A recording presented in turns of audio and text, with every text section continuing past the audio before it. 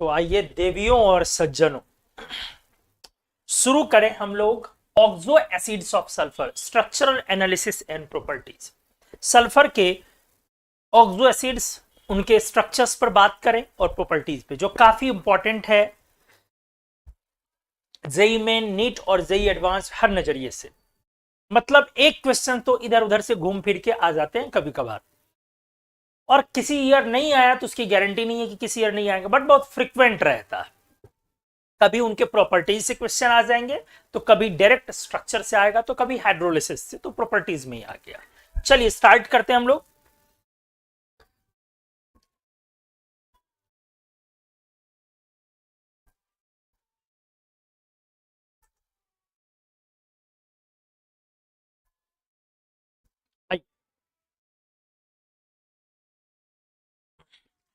हमने पिछले लेक्चर में, अगर आपने लेक्चर को देखा होगा, तो स्ट्रक्चर डिस्कस हुआ है 5 total.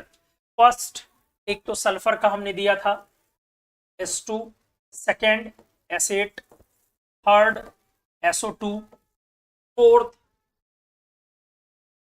SO3, S2 and S8 एक साथ हमने डिस्कस किया था, इसमें नंबर नहीं दिया गया है। ये सेकेंड है और ये थर्ड है।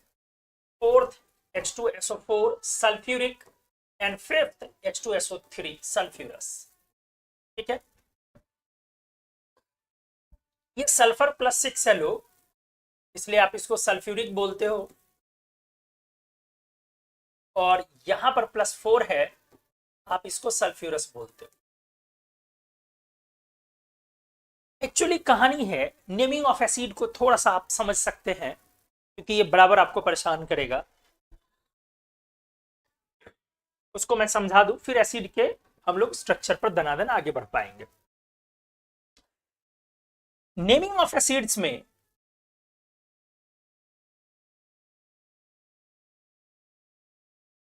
ऑक्सो एसिड्स की बात करता हूं,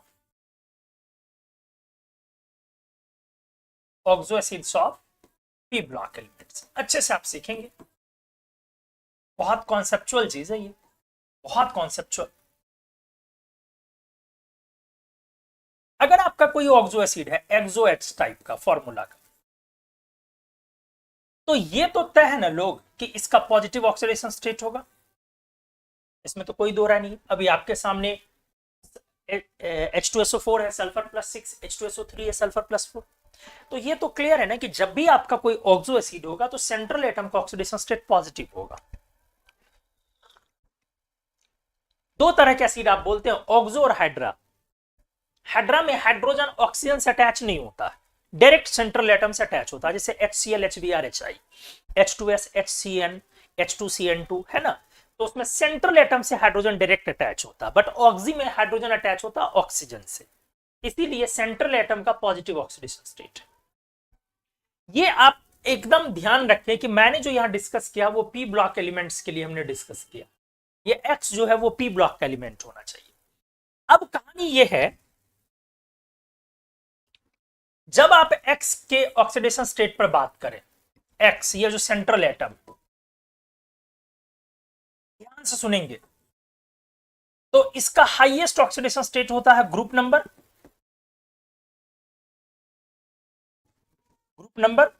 और लोवेस्ट ऑक्सीडेशन स्टेट होता है ग्रुप नंबर -8। एकदम बढ़िया सा चीज सिखा रहा हूं मैं, बहुत शानदार, ग्रुप नंबर -8, मजा आ जाएगा आपको। लेकिन इसमें यहां से यहां अगर आप जाते हैं, तो इसमें पहले तो पॉजिटिव ऑक्सीडेशन नंबर आता है, फिर धीरे धीरे 0 आता है, फिर धीरे धीरे नेगेटिव ऑक्सीडेशन नंबर भी आता है। क्लियर है? हमने बोला ये जो एक्स सेंट्रल एटम है, जो पी ब्लॉक एलिमेंट का आप एसिड बनाने जाए, जैसे सल्फर का, फास्फोरस का, नाइट्रोजन का, कार्बन का, ये सब आपको पढ़ना। तो हमने बोला कि एक्स जो है यहां पर क्या है, वो सेंट्रल एटम है और उसका पॉजिटिव ऑक्सीडेशन स्टेट। तो पहले उसका पॉसिबल ऑक्सीडेशन स्टेट क्या है, तो पॉसिबल में हाईएस्ट ग्रुप नंबर है, ये मैंने क्या लिखा है, ये मैंने लिखा पॉसिबल ऑक्सीडेशन स्टेट। ये हमने लिखा है इसका पॉसिबल ऑक्सीडेशन स्टेट्स। क्या क्या ऑक्सीडेशन स्टेट पॉसिबल है, तो हाईएस्ट ग्रुप नंबर और लोवेस्ट ग्रुप नंबर -8 पॉसिबल है। ठीक है, हमने बोला है कि अब इस बीच में पॉजिटिव से लेकर लोवेस्ट तक जब पहुंचेंगे तो आप नेगेटिव तक पहुंच जाएंगे। जैसे क्लोरीन का +7 से लेकर के -1 तक आ जाएंगे, सल्फर का +6 से -2 तक आ जाएंगे, फास्फोरस का +5 से -3 तक आ जाएंगे, क्योंकि ग्रुप नंबर क्या है ना, हाईएस्ट और लोवेस्ट वाला। इसको थोड़ा सा छोटा कर देता हूं तो मेरे पास थोड़ा सा स्पेस आ जाएगा, इसको हल्का सा ऊपर भी कर दे रहा हूं। हाँ देखिए, मैं एग्जांपल एक दे दूं, जैसे क्लोरीन 7A का है, तो हाईएस्ट +7 से लेकर के 0 होते हुए कहां तक, ग्रुप नंबर -8 -1 तक। Highest group number +7, lowest group number -8 -1 तक जाएगा। अगर आपने सल्फर ले लिया तो सल्फर 6 ग्रुप से है, +6 से 0 होते हुए -2 तक जाएगा ना लोग,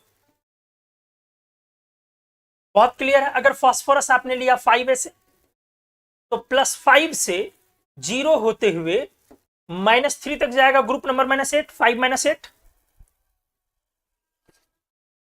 समझ पा रहे होंगे आप, ठीक है। अगर आप मान लो कार्बन लेते हो 4A, तो +4 से 0 होते हुए -4 तक जाएगा।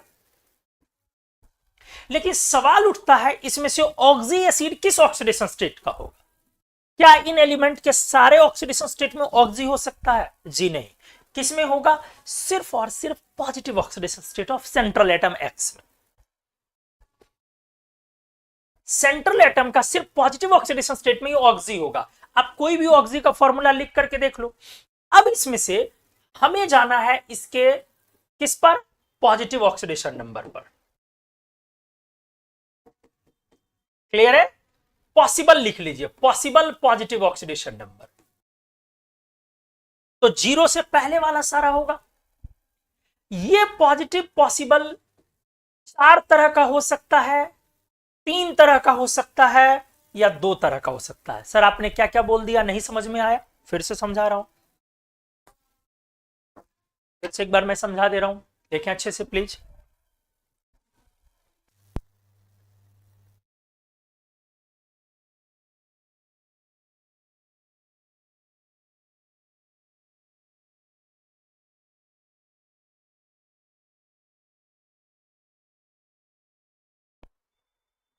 हाँ आइए, हमने बोला कि ये पॉजिटिव ऑक्सीडेशन नंबर की अब बारी है।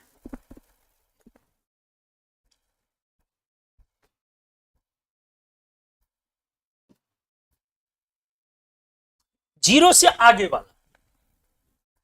अगर आप क्लोरीन लेते हैं, क्या लेते हैं? क्लोरीन। तो क्लोरीन 7A का है,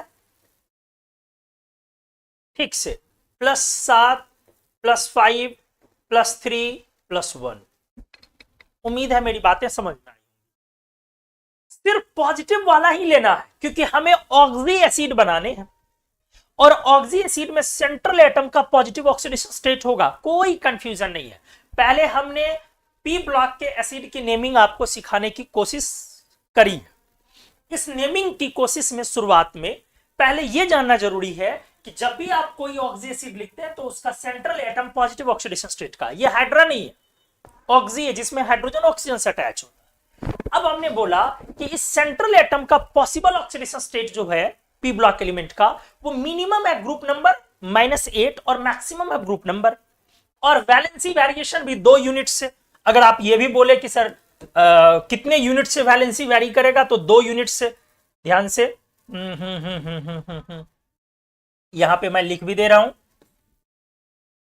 general valency variation, general valency variation by 2 units. ठीक है, ठीक है।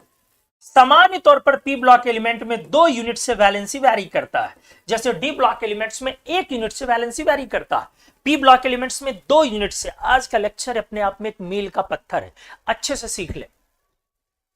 तो सामान्य तौर पर पी ब्लॉक में 2 यूनिट से वैलेंसी वैरी करता है, मतलब ऑक्सीडेशन स्टेट, जबकि डी ब्लॉक में 1 यूनिट से, जैसे मैग्नीज आपने पढ़ा +2 +3 +4 +5 +6 +7, बट क्लोरीन 7A का है, +7 +5 +3 +1, 2 यूनिट्स। अब नेगेटिव को लेना नहीं है, क्यों? क्योंकि हमें ऑक्सी एसिड की नेमिंग करनी है और ऑक्सी एसिड में सेंट्रल एटम पॉजिटिव में होगा। अब सर दूसरा एग्जांपल कुछ ले लो, बिल्कुल। आप मान लो सल्फर लेते हो 6 से, तो +6, ध्यान से सुनो, +6 +4 +2, खत्म कहानी। क्योंकि इसके बाद 2 यूनिट नीचे जाओगे तो 0 पर चले जाओगे, इससे 2 यूनिट नीचे जाओगे तो -1 पर चले जाओगे। आपको क्लियर हो गया होगा। मान लो हमने फास्फोरस ले लिया 5A से, तो ग्रुप नंबर +5, 5 3 1, इससे जाओगे तो बेटा नेगेटिव हो जाएगा। मान लो अगर आपने कार्बन ले लिया 4A से, तो देखो ध्यान से, +4 +2, बस बस बस, +4 +2,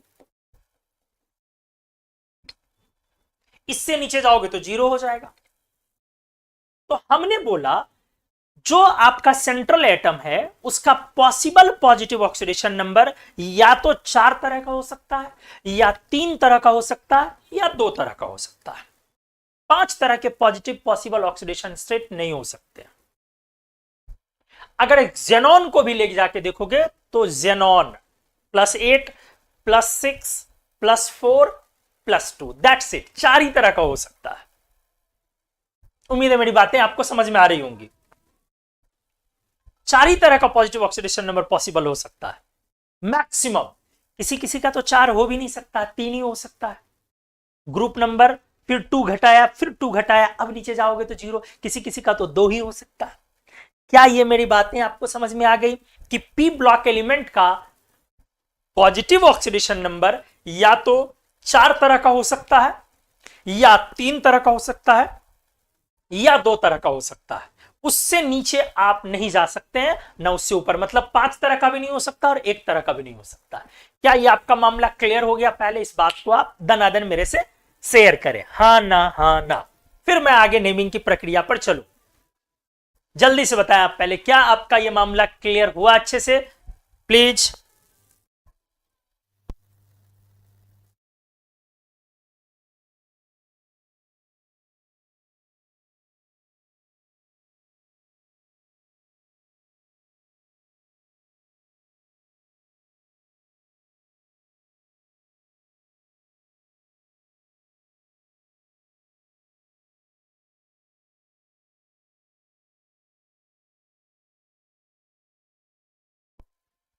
चलिए, सभी लोगों ने लिखा clear sir, yes sir, yes sir, yes sir, clear sir, very good. अब आ जाइए। अब मामला यह है, अब मामला यह है लोग, अरे जादू, जादू जादू जादू, अगर 4 तरह का पॉजिटिव आया, ये ले लो, ऊपर की तरफ जाने पर ऑक्सीडेशन नंबर बढ़ रहा, मान लो ये हाईएस्ट वाला है, ठीक है। जिसका 4 तरह का है उसका हाईएस्ट ऑक्सीडेशन स्टेट में पर इक एसिड नाम किया जाएगा। अच्छे से देख ले, ठीक जो निचला होगा 2 यूनिट कम वाला, उसका इक एसिड नाम होगा। ठीक जो 2 यूनिट कम वाला होगा, इसका अस एसिड नाम होगा, उस एसिड का। सेंट्रल एटम का ऑक्सीडेशन स्टेट है ये, ठीक है। और अगर और 2 यूनिट कम है, जिसका 4 तरह का है, तो हाइपोअस एसिड आप नाम बोलेंगे, ठीक है। आप फिर नाम क्या देंगे? हाइपोअस एसिड नाम देंगे। उम्मीद है मेरी बात आप समझ पा रहे होंगे।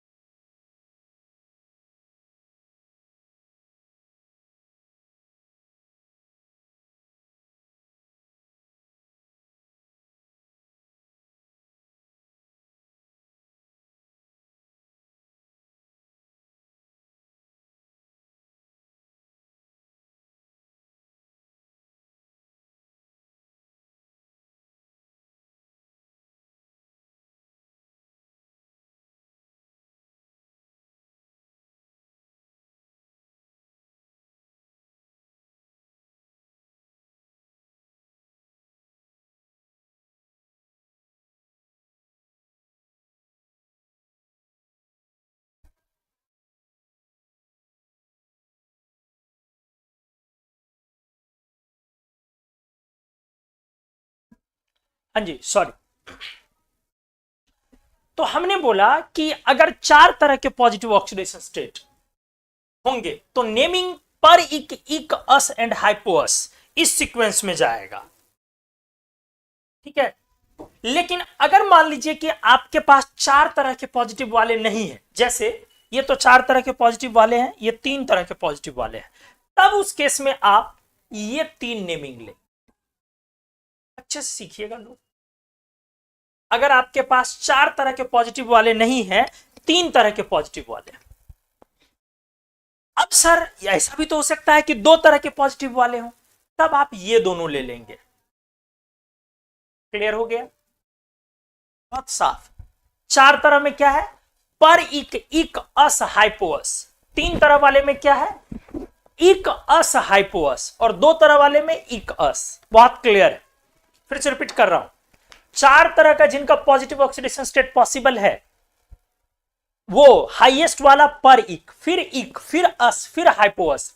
3 तरह वाले में इक, अस, हाइपोअस, और 2 तरह वाले में इक, अस। क्लियर हो गया। 4 वाले में पर इक, इक, अस, हाइपोअस। 3 में पर से नहीं शुरू होगा, तब इक से स्टार्ट होगा, इक, अस, हाइपोअस, और 2 वाले में इक, अस। बहुत जादुई चीज बता रहा हूं, किसी को सिखाना नहीं, देख ले। अब मतलब कहने का HClO2 का नाम क्या होगा, वो इस पर डिपेंड नहीं करेगा सिर्फ कि इसका ऑक्सीडेशन स्टेट क्या है, वो इस पर भी डिपेंड करेगा कि इसका पॉजिटिव पॉसिबल कितना टाइप का है। क्लियर हो गया।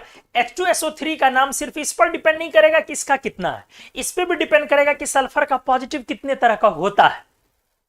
क्लियर है, तो मेरी बातें आपको शायद समझ में आ रही होंगी। अब आ जाइए, अब इसको मैं लगा के दिखाता हूं। पहले हमने ये क्लियर कर दिया कि अगर 4 तरह के पॉजिटिव हो तो पर इक, इक, अस, हाइपोअस। 3 तरह के पॉजिटिव हो, इक, अस, हाइपोअस, और अगर 2 तरह के पॉजिटिव हो तो इक और अस एसिड आएंगे। अब आइए सर, एग्जांपल्स आ जाओ आ जाओ। मान लो अगर आपने एसिड का लिया पहला HClO3 का, हमें नाम लिखना, बहुत कूल होके सीखना, मजा आ जाएगा। तो सबसे पहला काम हमने बोला ऑक्सीडेशन स्टेट निकाल लो, +5। किस ग्रुप का है, 7A का, क्लोरीन है ना। क्लोरीन किस ग्रुप का है, 7A का।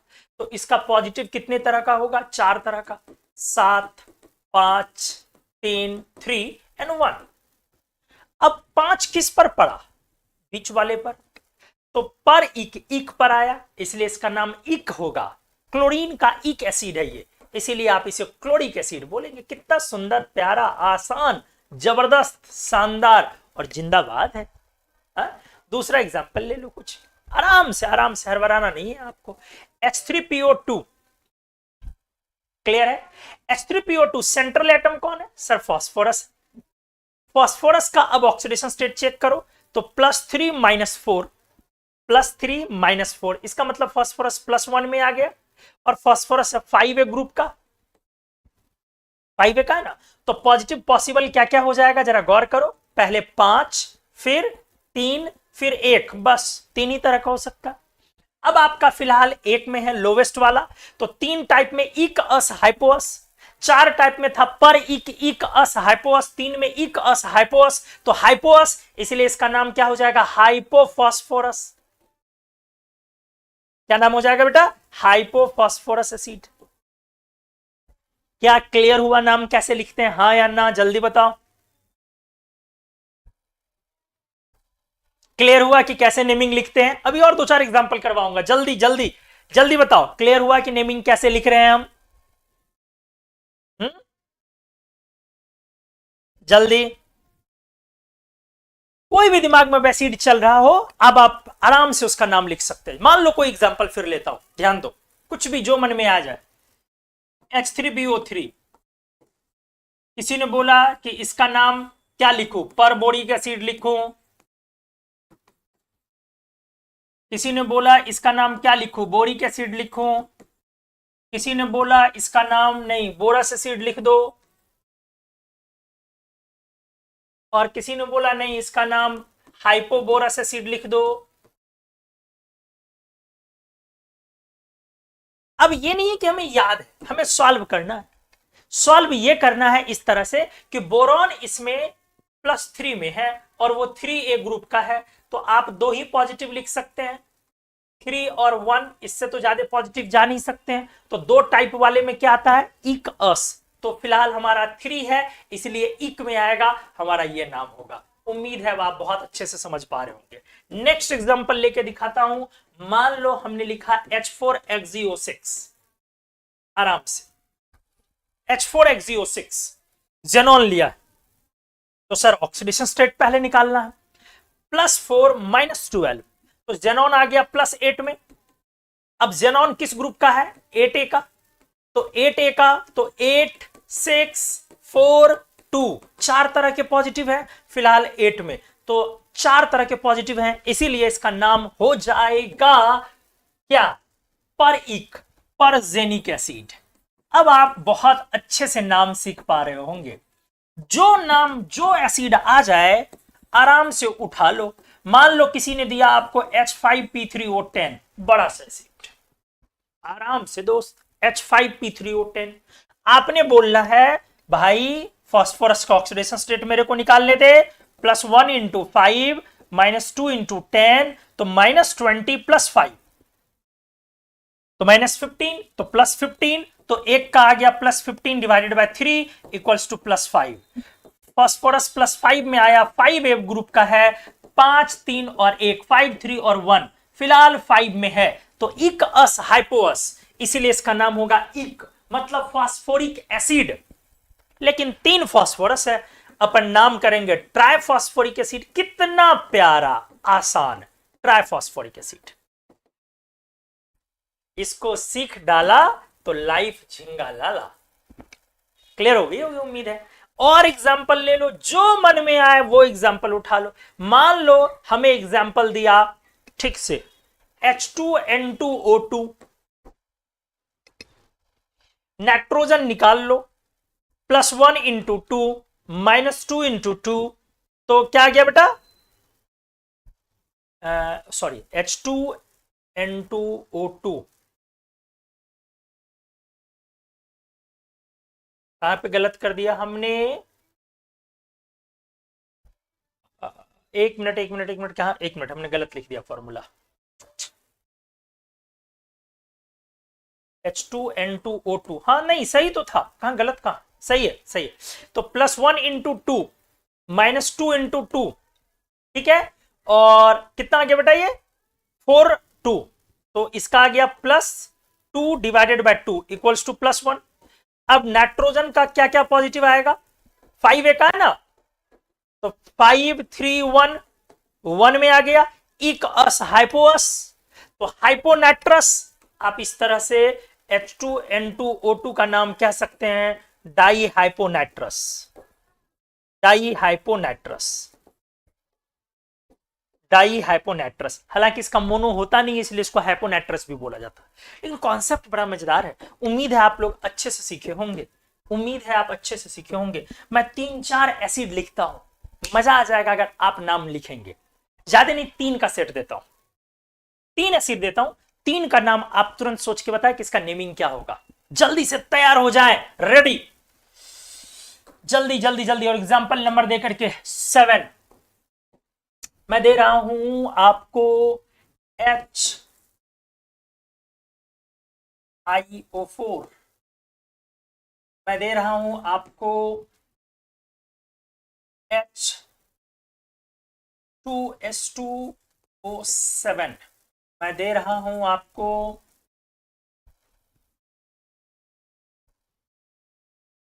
H4P2O6, सॉरी O5, मैं दे रहा हूं आपको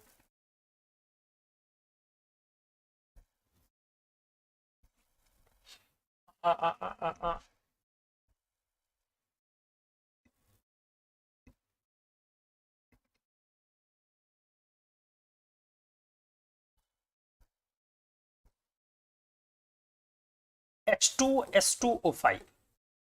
जल्दी से आप 4 एसिड का नाम तैयार करें, 4 एसिड का नाम चारों का नाम लिखे कि 7 ये आएगा, 8 ये आएगा, 9 ये। अगर आप रिकॉर्डिंग मोड में भी देख रहे हैं तो आपके लिए तब भी यही है, आप आराम से वीडियो पॉज करें, रोके और चारों का नाम लिखें, सोचें और मुझे बताएं। जल्दी से, मैं इंतजार कर रहा हूं। क्या एक क्वेश्चन है सर, अगर कोई ऐसा हो जिनमें 2 सेंट्रल एटम के ऑक्सीडेशन स्टेट अलग अलग हो तो आप दिमाग लगाएं उस समय में आपको क्या करना। फिर तो मैं बताऊंगा ही, लेकिन बड़ा अच्छा क्वेश्चन आपने पूछा शर्मा जी, बहुत शानदार क्वेश्चन पूछा है। लेकिन आप फिलहाल दिमाग लगाएं, फिर मैं दिमाग लगाऊंगा। ठीक है, जल्दी से जल्दी प्लीज, क्योंकि अगर 2 ऑक्सीडेशन स्टेट होगा तो डेफिनेटली आप ना ज्यादा वाले के नाम पर बोल पाएंगे ना कम वाले के नाम पे। तो दिमाग लगाएं आप, उस समय में क्या होंगे, समझ गए होंगे मेरी बातों को। चलिए जल्दी एक साथ बताया आंसर। ये नहीं है कि 1 बाय 1 हमें बोलना है जी, नहीं, ऐसे एक्सेप्टेबल नहीं होगा। एक साथ चारों नाम आपको टाइप करना, 7 डैश 8 डैश 9 डैश 10 डैश, एक में सारे नेमिंग, एक में, अलग अलग नेमिंग नहीं, एक्सेप्टेबल नहीं है। मैं कहां ढूंढते रहूंगा, जल्दी से please, I am waiting here. और आराम से हड़बड़ाना ने भी नहीं यार, सीखने के प्रोसेस चल रहा है।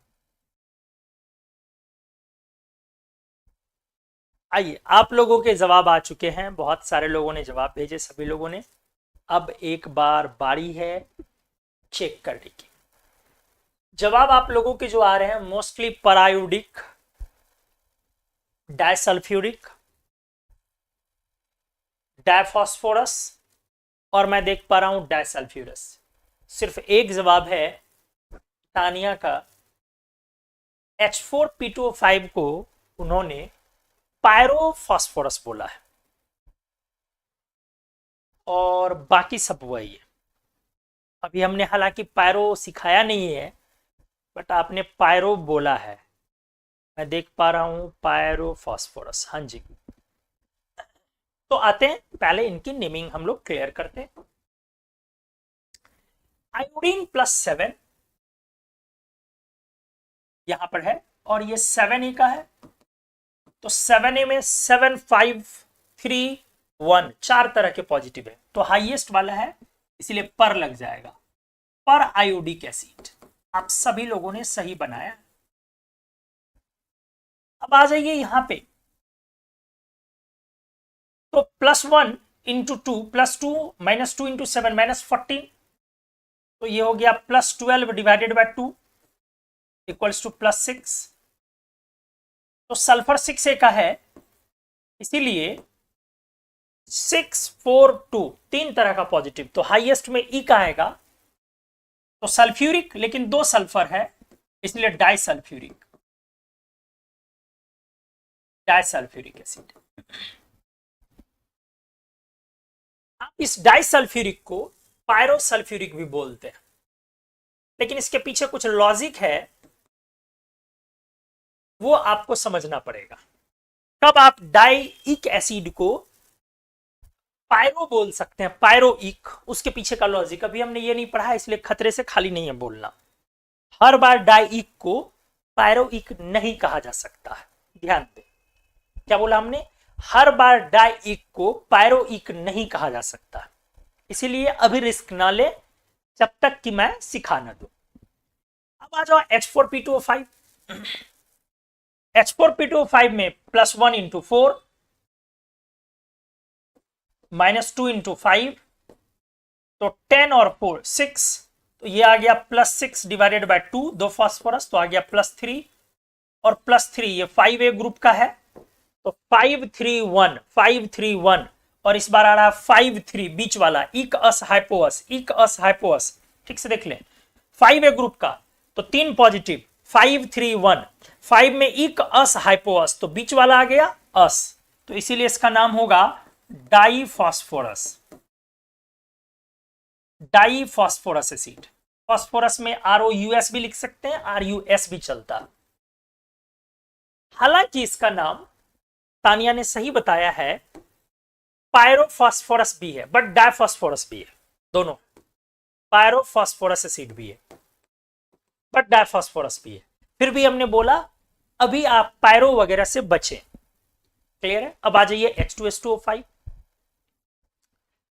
अगर जेनुइनली बात करें तो H2S2O5, पहले ऑक्सीडेशन स्टेट H2S2O5 में नॉर्मल जैसे बनाते हैं, +1 इंटू 2 -2 इंटू 5 तो -10, और तो सल्फर का आ गया आपका +8, 8 to 10 divided by 2 equals to +4, और एक बार फिर से ये 6a का है तो 6 4 2, तीन तरह का पॉजिटिव। अब आ रहा है 4 में, अस में, इक अस हाइपोअस, 6 4 2 4 में आ रहा है, सही है ना, 4 में 6 4 2 इक अस हाइपोअस, तो 4 में आ गया आपका अस, तो ये नाम हो गया आपका डायसल्फ्यूरस। मैं देख पा रहा हूं स्क्रीन पे आप लोगों ने सही जवाब दिया है, सलाम, बहुत सही, हैट्स ऑफ।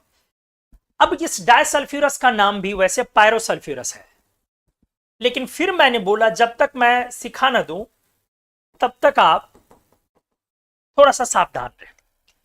तानिया ने एक बड़ा अच्छा चीज पूछा था कि सर अगर दो तरह का ऑक्सीडेशन स्टेट है तो आप नेमिंग क्या लेंगे। ये वही एग्जाम्पल है 10 नंबर का। यहां जो आपका H2S2O5 है इसमें एक्चुअली दो सल्फर है, एक सल्फर है 5 में और एक सल्फर है 3 में, एक सल्फर है 5 में और एक सल्फर है 3 में।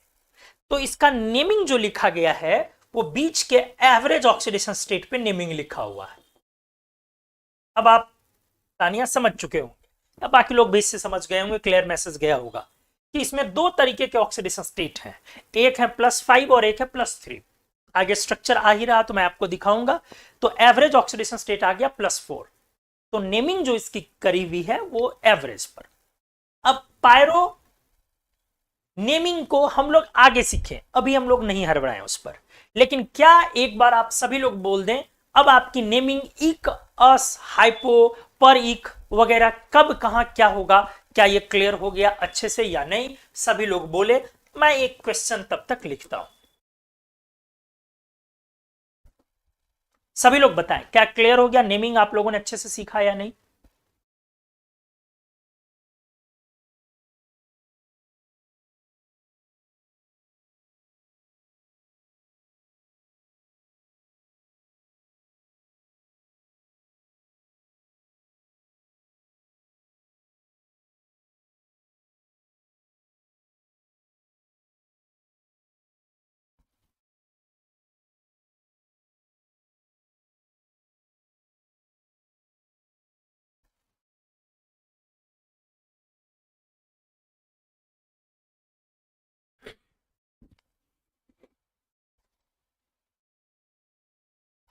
यस सर, क्लियर है, क्लियर है, क्लियर है, क्लियर है, यस सर, कंफ्यूजन नहीं है, क्लियर है, वेरी गुड। आ जाइए, तो 5 स्टार भी खिलाइए आप लोग।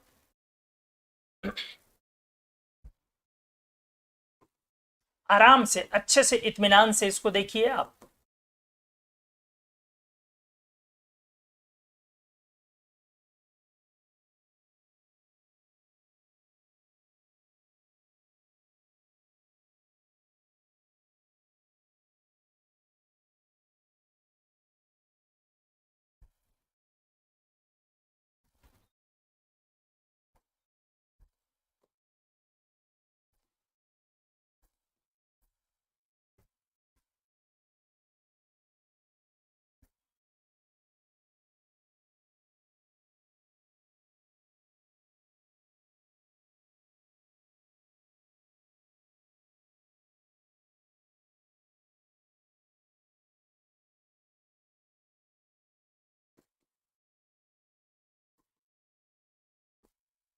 क्या इस क्वेश्चन का आंसर करेंगे आप?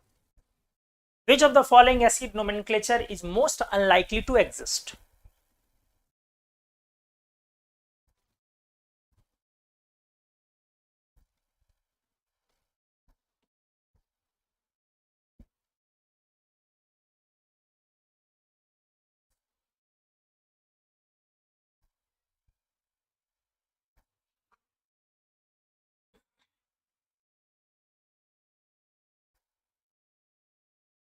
Which of the following acid nomenclature is most unlikely to exist? इनमें से कौन सा एसिड नोमेनक्लेचर आपको लग रहा है कि सबसे अनकॉमन है, इसको एग्जिस्ट नहीं करना चाहिए, that should not exist, most unlikely to exist? बताइए।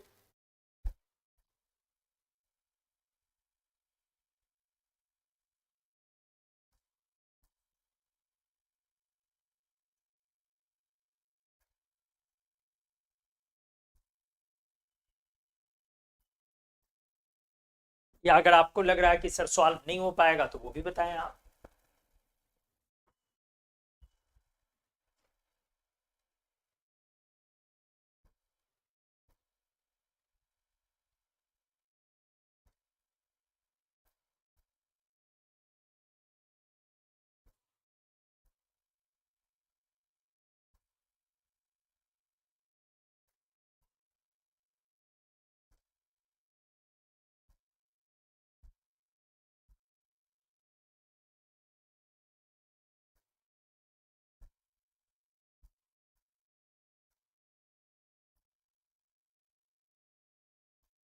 चलिए आंसर्स आ रहे हैं 1 C B C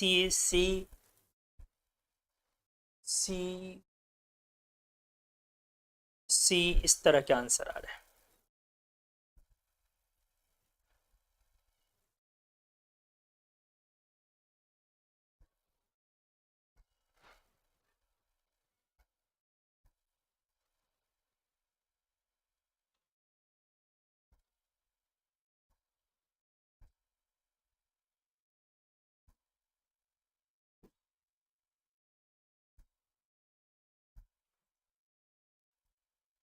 आइए आप लोगों ने सॉल्व किया, अब मेरी बारी है, मैं इसका आंसर करता हूं, ठीक है।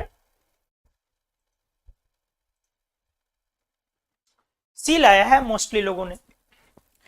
पहला दिया है टेट्राबोरिक। तो सवाल उठता है जब बोरिक है, बोरिक तो होगा ही होगा, क्योंकि बोरॉन 3+ में एकदम होना है। तो एक एसिड तो बहुत कॉमन हो गया इसका।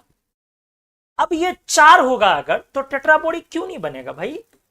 H2B4O7 होता है ये एक एसिड टेट्राबोरिक। आपको क्या होता नहीं होता उससे मतलब नहीं है, आप नेमिंग को अप्रोच करें सही से।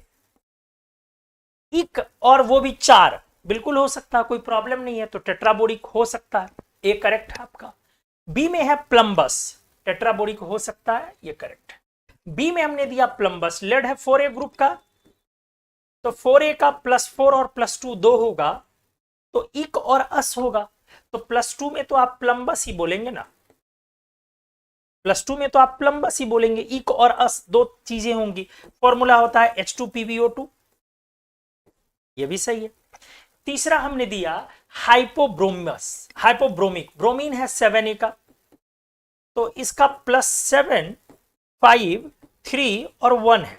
फिलहाल जो हाइपो लगाते हैं आप 1 में, तो 1 में आप हाइपोब्रोमस कैसे लगाएं, ब्रोमिक कैसे लगाएंगे? हाइपोब्रोमस होगा ना। हमने दिया हाइपोब्रोमिक, इसलिए इस क्वेश्चन का आंसर सी तो फिलहाल जरूर हो गया, बाकी को देखता हूं। हाइपो में जब भी आप लगाएंगे तो अस लगाएंगे, इक नहीं, हाइपोब्रोमिक होगा, ब्रोमस नहीं होगा। क्लियर है? और चौथा है सेलेनिक। सेलेनिक नाम से क्लियर है, सेलेनियम से। तो जब सेलेनियम से है तो सेलेनियम सल्फर वाले ग्रुप का है, सेलेनियम 6A का है, तो फिर तो वही बात हो गई ना लोग, 6 4 6 4 2, तो जो 6 में लिखाएगा वो तो सेलेनिक एसिड ही लिखाएगा ना, 6 में तो सेलेनिक एसिड ही लिखाएगा। और सल्फ्यूरिक की तरह होगा H2SeO4।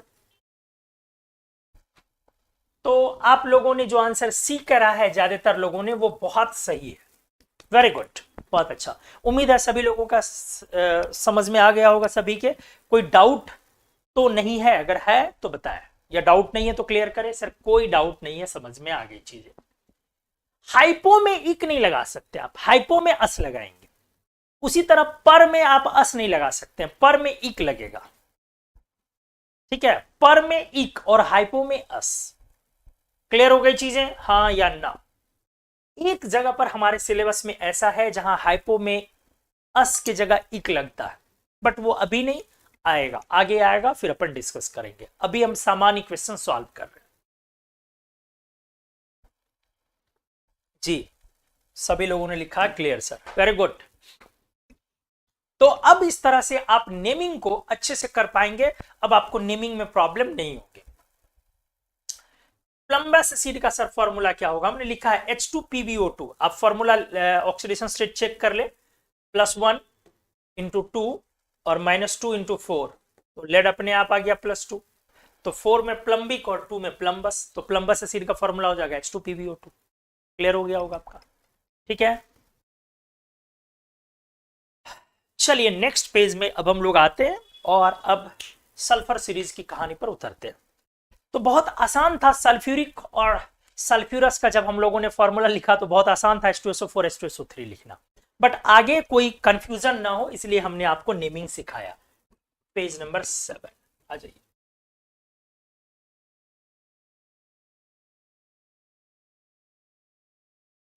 आइए 6 H2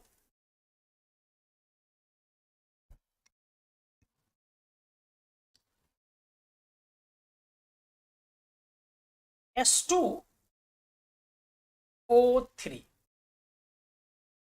ठीक से देखिए H2SO3 नेमिंग के लिए आप बोलेंगे कि सर ऑक्सीडेशन स्टेट पे जाना है हमें पहले, और ऑक्सीडेशन स्टेट से सर अपन नाम निकालेंगे, और ये भी आप बोलेंगे साथ में कि सर अपनी जो कहानी है वो अगर दो तरह का ऑक्सीडेशन स्टेट है तो बीच वाले का हम लोग एवरेज लेकर के ऐसा कुछ करते हैं, वो भी सही है। आ जाइए ऑक्सीडेशन स्टेट निकालते हैं। +1 × 2 -2 × 3, तो जो सल्फर आ रहा है वो आ रहा है 6, तो +4 डिवाइडेड बाय 2 इक्वल्स टू +2।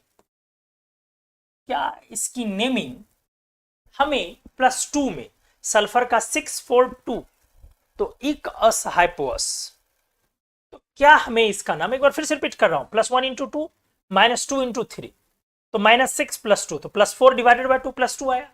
तो हमें इसकी नेमिंग करनी चाहिए क्या, हाइपोअस, तो डाई हाइपोसल्फ्यूरस, डाई हाइपोसल्फ्यूरस, और नेमिंग होती भी डाई हाइपोसल्फ्यूरस, कोई प्रॉब्लम नहीं, होनी चाहिए एकदम, लेकिन प्रॉब्लम ये है कि ये होती नहीं है। सर ये क्या पागलपन है, कारण ये है कि H one of the sulfur carries negative oxidation state। नहीं समझ में आया?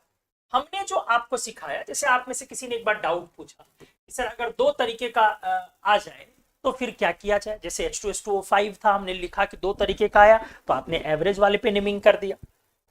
तो सर ये दो तरीके का अगर आ जाए तो एवरेज होता है, तो फिर यहां पे क्यों नहीं? आपको हमने स्पष्ट बोला है, आप इस बात को ध्यान में रखें कि जो नेमिंग होती है उसमें सेंट्रल एटम का पॉजिटिव ऑक्सीडेशन स्टेट होता है। इसमें जो दो सल्फर है, एक सल्फर का नेगेटिव ऑक्सीडेशन है, हालांकि हमने आपको पढ़ाया, आपको याद आ गया होगा, ये हमने आपको जब कोवेलेंट बॉन्ड स्टार्ट करा है तो उसमें हमने करवाया, आपको याद आ चुका होगा, फिर भी एक बार रिपीट कर दे रहा हूं। तो नेगेटिव होने के कारण आप उस ऑक्सीडेशन स्टेट का हटा ले नेमिंग, जो दूसरा बचा है उसके बेसिस पर अब नेमिंग होगा, सेकंड के बेसिस पर नेमिंग होगा। अब पहले वाले का जो नेगेटिव वाला है उसको हटा ले, अब जो सेकंड बचा है उसका ऑक्सीडेशन स्टेट क्या है उस पर नेमिंग होगी। क्लियर है? तो नेमिंग आप कह सकते हैं name of the acid, so given according to oxidation state of another sulfur atom which carries positive oxidation state। Clear हो गया होगा? नेमिंग किसके आधार पे होगा? अब सेकंड वाला जो सल्फर है जिस पर पॉजिटिव है, क्योंकि एक तो नेगेटिव आ गया तो नेगेटिव वाले पर तो ऑक्सो एसिड का नाम हम लोग करते नहीं। तो अब आ जाओ, अब यहां पर क्या है, जरूरत है इसके ऑक्सीडेशन स्टेट को जानने की। ध्यान से देखिए, हमने सिखाया था आपको, फिर भी एक बार याद कर ले। H2SO4 सल्फ्यूरिक एसिड,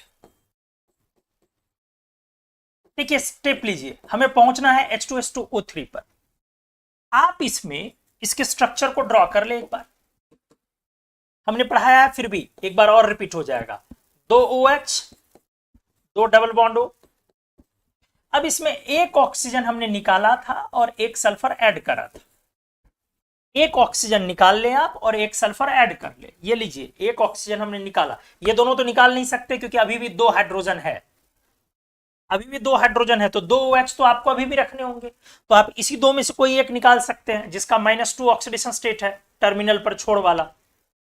ये एक बॉन्ड, ये एक बॉन्ड, -2 है, तो हमने उसको निकाला और एक सल्फर हमने ऐड करा। तो अब देखिए फॉर्मूला कैसा हो जा रहा है, जरा गौर करें। हाइड्रोजन उतना ही है, एक सल्फर बढ़ गया और एक ऑक्सीजन घट गया, और जब आप ऑक्सीजन को हटा के सल्फर लगाते हैं तो नाम में थायो लगाते हैं, इसलिए इसका नाम हो जाएगा थायोसल्फ्यूरिक एसिड। क्या नाम हो जाएगा? थायोसल्फ्यूरिक एसिड। हमने आपको पढ़ाया है, फिर भी दोबारा सब कुछ करवा दे रहा हूं।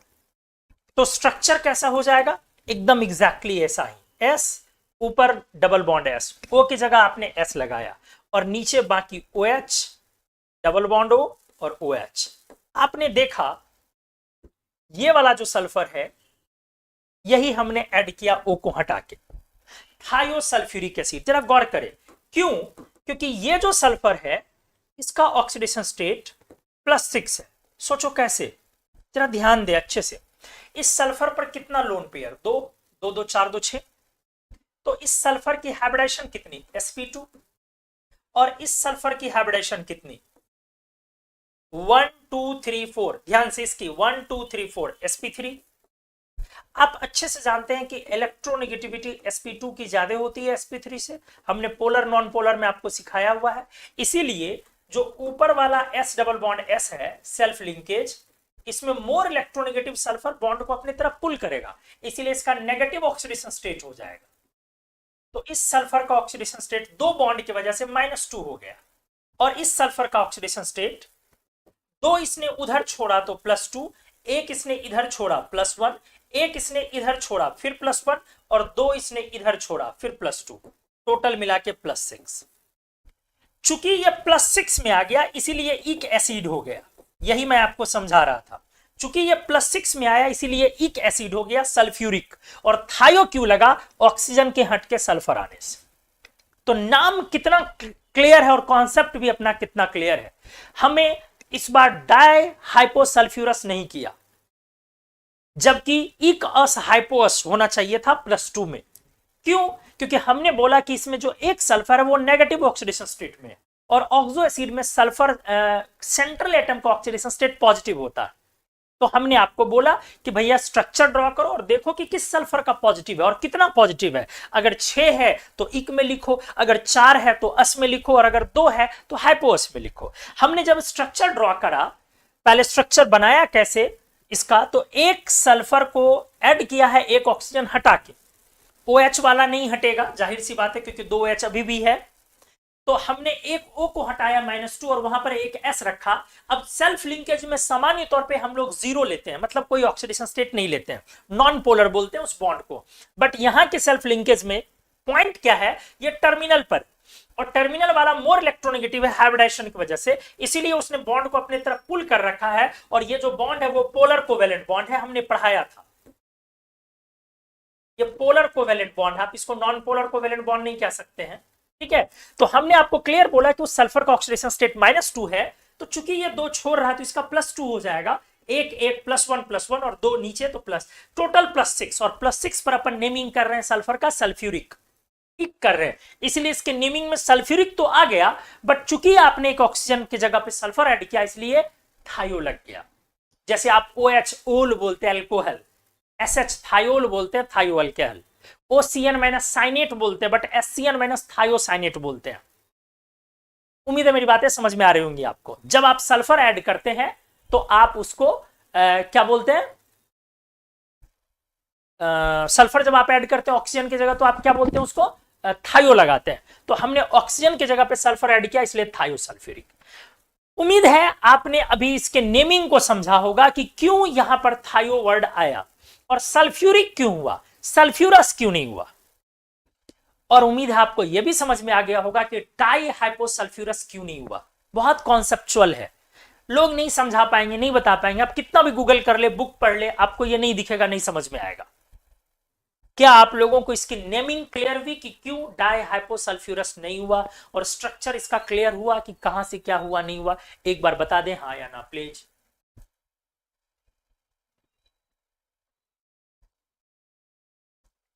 फिर मैं आगे की कहानी डिस्कस करता हूं। एक बार पहले क्लैरिटी कॉन्सेप्ट में है यहां तक या नहीं, एक बार कंफर्मेशन दे दे मेरे को।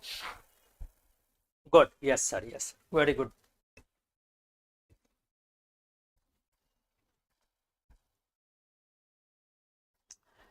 अब मैं आगे इसकी कहानी आपसे डिस्कस करता हूं। ये जो थायोसल्फ्यूरिक एसिड है,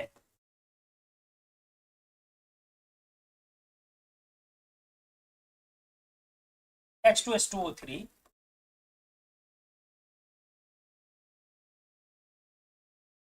इसके बारे में कुछ पॉइंट्स मैं डिस्कस करने जा रहा हूं। गुड, सभी लोगों ने लिखा यस सर, वेरी गुड। आइए, पहला point, this acid does not exist normally. मतलब एट नॉर्मल कंडीशन ये एसिड नॉर्मली एग्जिस्ट नहीं करता है, फिर भी आया कहां से वो समझने की जरूरत है। सो नेदर कैन बी डाइल्यूटेड, ना तो आप इसको डाइल्यूट कर सकते हैं क्योंकि एग्जिस्ट ही नहीं करता है, तो डाइल्यूट कैसे करेंगे। Nor can be titrated against any base, और ना ही आप इसको टाइट्रेटेड अगेंस्ट एनी बेस, किसी बेस के तरफ इसका रिएक्शन करवा सकते हैं। एग्जिस्ट ही नहीं करता तो भैया करे कैसे। इसके प्रिपरेशन को देखना है,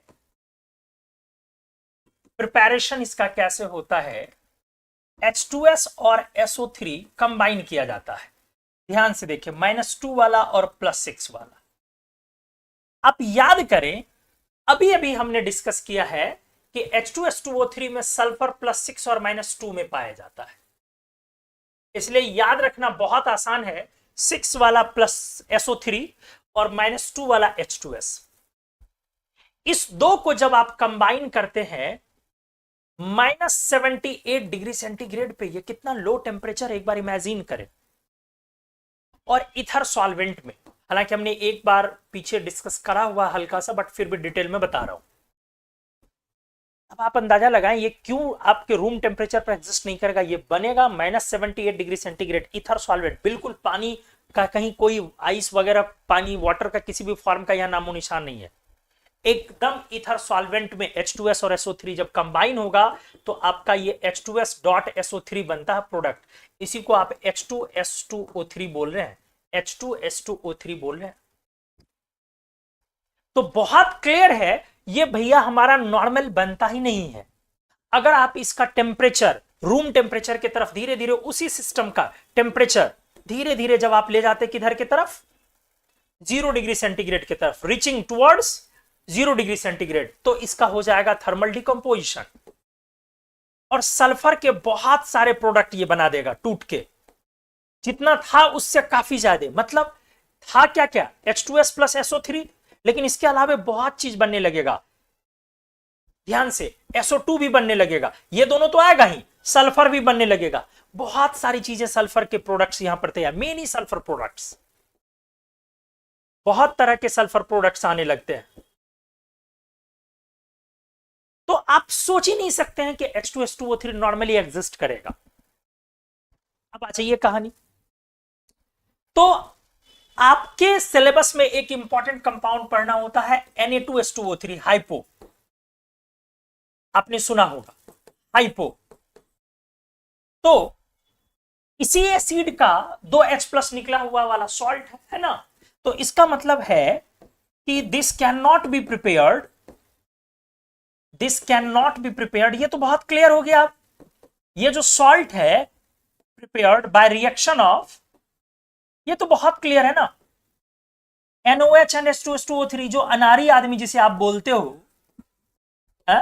जो इनऑर्गेनिक का ही नहीं पता होता है, वो बॉन्डिंग कोऑर्डिनेशन मेटलर्जी पर कूदते रहते हैं, वो तो इन दोनों को रिएक्ट करवा करके क्या कर लेगा, Na2S2O3 सॉल्ट बोलेगा बन जाएगा। ये नहीं बन सकता सॉल्ट, ये H+ OH- हटा के बेवकूफी है, H2S2O3 एग्जिस्ट ही नहीं कर रहा है। तो आप इसका कैसे आप कैटरेशन कर सकते हो? तो आप इसको ऐसे नहीं बनाते हो, कैसे बनाते हो? कैसे बनाते हो याद करो। NaOH मैं लिख दे रहा हूं, इसका प्रिपरेशन कैसे होता है? दो मेथड से हमने केमिकल रिएक्शन में कराया हुआ है, या अगर आपने नहीं किया है तो जानोगे आगे। दो मेथड होता है, या तो एक NaOH प्लस सल्फर एक्वस गर्म करोगे तो बनेगा Na2H2O3, या और प्लस Na2S भी आता है साथ में, ठीक है। एक ये मेथड होता है Na2H2O3 plus Na2S plus water, या दूसरा एक मेथड होता है springs method, Na2SO3 plus sulphur. आप इसे एल्कलाइन मीडियम में गर्म करते हैं तो यहां से Na2H2O3 बनता है, और आपके सिलेबस में ये पढ़ना होता है और काफी इंपॉर्टेंट भी होता है। दो मेथड होता है, एक NaOH प्लस सल्फर, मतलब हॉट कंसंट्रेटेड, मतलब कंसंट्रेटेड NaOH सॉल्यूशन में आप सल्फर डाल के बॉयल करते हैं तो एक तो उससे हाइपो बनता है, और दूसरा होता है Na2SO3 plus sulphur alkaline medium. जिन लोगों को हमने रिएक्शन करवाया हुआ, अगर आपने हमसे कभी रिएक्शन किया देखा तो आपको ये दिखा होगा, याद आ गया होगा कि सर नहीं करवा, या अगर आप लोगों ने में से किसी ने नहीं किया तो आगे केमिकल रिएक्शन जब करोगे तो वहां पर ये चीजें आ जाएंगी। बट अभी इंपॉर्टेंट ये जानना है कि भैया हमारा हाइपो इस तरह से नहीं बनेगा। किस तरह से? NaOH और H2SO3 के रिएक्शन से ऐसे हाइपो तैयार नहीं होगा। कम से कम ये बातें समझ में आ गई होंगी। अब आगे आ जाओ, और भी पॉइंट्स इसमें हमें डिस्कस करने हैं। आ जाओ, ये जो Na2H2O3 है अगर आपने बना लिया, ठीक से देख ले, ये जो आपका Na2H2O3 है, या बोल ले थायोसल्फेट है, ये एक स्ट्रॉन्ग रिड्यूसिंग एजेंट है, ये अच्छा रिड्यूसिंग एजेंट है, और इसको क्लोरीनेटिंग एजेंट, सॉरी एंटी क्लोर एजेंट भी बोलते हैं। एंटी क्लोर एजेंट होता है जब आप ब्लीच करते हो क्लोरीन आइटम से। फिर से रिपीट कर रहा हूं, हमने आपको ब्लीचिंग एजेंट पढ़ाया जस्ट पिछले लेक्चर में, आपने सीखा है। तो जब आप किसी चीज को क्लोरीन वाला मटेरियल से ब्लीच करते हैं तो उसमें क्लोरीन का स्मेल रह जाता है, तो उसमें हम लोग थायोसल्फेट डाल करके क्लोरीन को कंज्यूम कर लेते हैं, ठीक है। तो एंटी क्लोर एजेंट बोलते हैं। खैर उस पर भी जाना नहीं, ये स्ट्रॉन्ग रिड्यूसिंग एजेंट और एंटी क्लोर एजेंट भी है। अब अगर आपका ये रिड्यूसिंग एजेंट है तो हमारे सिलेबस में इसका ऑक्सीडेशन, रिड्यूसिंग एजेंट का ऑक्सीडेशन मतलब ऑक्सीडाइजिंग एजेंट की तरफ इसका रिएक्शन करवाना है। कहानी ये बनती है, दो तरीके के ऑक्सीडाइजिंग एजेंट की तरफ ये अलग अलग तरीके का प्रोडक्ट शो करता है। सर क्या मतलब? अगर आपने वीक ऑक्सीडाइजिंग एजेंट दिया हुआ है, ठीक है, एग्जाम्पल के तौर पे आयरन 3+, एग्जाम्पल के तौर पे कॉपर 2+ और आयोडीन, या मतलब एक बहुत स्ट्रॉन्ग नहीं, मतलब एक एवरेज स्ट्रेंथ वाला अगर आपने कोई ऑक्सीडाइजिंग एजेंट लिया है, बहुत स्ट्रॉन्ग वाला नहीं, जैसे फ्लोरीन, क्लोरीन, ब्रोमीन हमने पढ़ा है स्ट्रॉन्ग होता है, KMnO4 पढ़ा है स्ट्रॉन्ग होता है, तो बहुत स्ट्रॉन्ग वाला नहीं लेना, वीक माइल्ड लेना है, तो आपका अलग तरीके का प्रोडक्ट आएगा।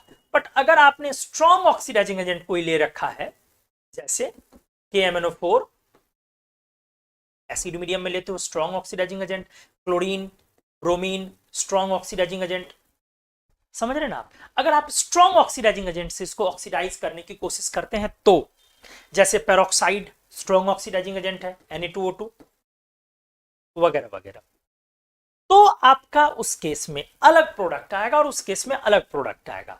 यहां पर बनेगा S4O6 2-, इसको आप बोलते हैं टेट्राथायोनेट, जस्ट आने वाला है सल्फर का ये प्रोडक्ट। लेकिन अगर आपने स्ट्रॉन्ग वाला लिया, वीक में वो बनेगा, स्ट्रॉन्ग में सल्फेट बनेगा, सल्फेट प्लस सल्फर, क्या बनेगा? Sulphate plus elemental sulphur, sulphate और कभी कभी बाइसल्फेट, अगर एक्वस आपने लिखा है तो बाइसल्फेट भी लिख सकते हैं, sulphate bisulphate plus elemental sulphur, plus को एंड लिख दो। बहुत इंपॉर्टेंट है, बहुत एकदम नजरें जमाए रखेंगे आप। IIT ने एक बार पूछा है, पहले लोग सामान्य तौर पर इतना ही लोगों को पता होता था कि थायोसल्फेट का ऑक्सीडेशन होगा तो प्रोडक्ट S4O6 डबल माइनस बना देना। लोग इसमें बहुत मात खाए, ध्यान से, अगर एग्जाम्पल में ऐसा आ गया Na2H2O3 प्लस आयोडीन, तो रिएक्शन का प्रोडक्ट क्या होगा, जरा गौर करें।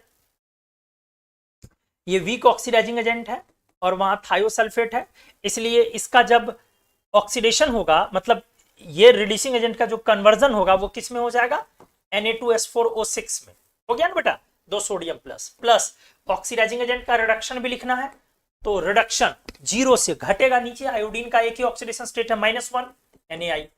सर क्या क्या आपने बोल दिया, फिर से बोल रहा हूं, इसका प्रोडक्ट तो ये आ गया टेट्राथायोनेट।